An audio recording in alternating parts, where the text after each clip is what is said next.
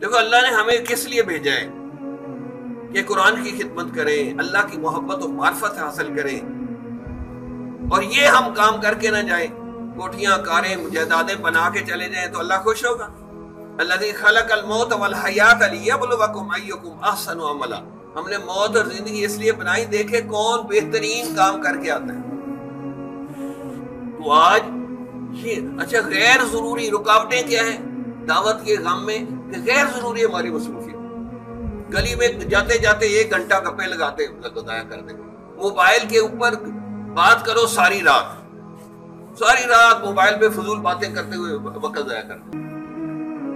اسی طرح لڑائی جھگڑے بغض حسد لیگ پولنگ دفتروں میں ہو رہی ہے، یعنی قرآن کی بات کرنے اور سننے کے لیے تیار کہ اپنی ذمہ داری کا ہماری کیا اللہ نے ذمہ داری لگائی ہے؟ کوئی پتہ نہیں، پیدا ہونے کا مقصد ہی نہیں پتا،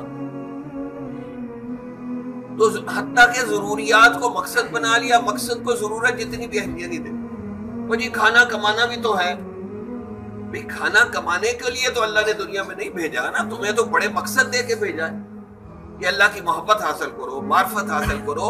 اس کلمے اور قرآن کو دنیا کے ایک ایک بندے تک پہنچانا ہر مسلمان کی ذمہ داری ہے۔ جمال الوجود بذكر الإله وتصفو الحياة